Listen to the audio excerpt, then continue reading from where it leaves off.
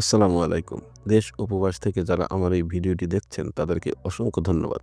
আজকে একটা খুব গুরুত্বপূর্ণ বিষয় নিয়ে আলোচনা করব। ভিডিওটিতে যে নির্মাণাধীন কাজটা দেখতে পাচ্ছেন, এটা ৫ তলা ফাউন্ডেশনের একটি বাড়ির নির্মাণ কাজ চলছে। রেড ভিম পর্যন্ত কমপ্লিট। এখন কলামের রিং বাঁধা হচ্ছে।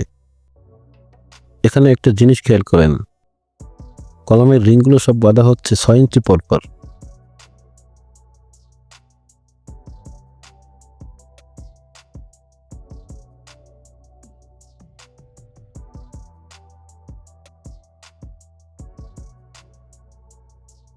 এখানে সবগুলো কলামের রিংই একইভাবে বাঁধা হচ্ছে ৬ ইঞ্চি পরপর। অথচ এটা কোনো ইঞ্জিনিয়ারিং নিয়ম না।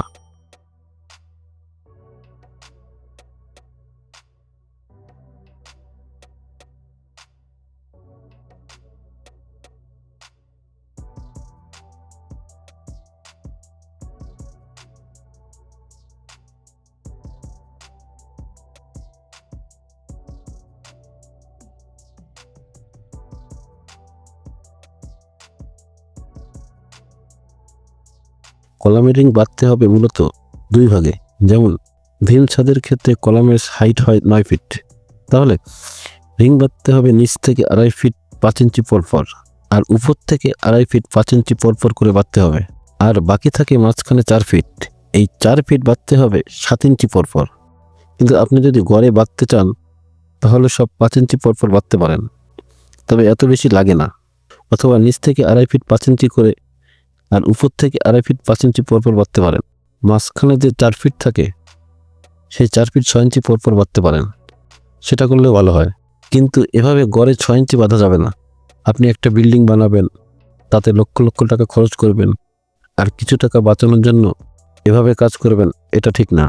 আরেকটি বিষয়, ৪-৫ তলা বিল্ডিংয়ের ক্ষেত্রে ৮ মিলি রড দিয়ে রিং না বানানোই ভালো। সবচেয়ে ভালো হয় রিং ১০ মিলি রড দিয়ে বানালে।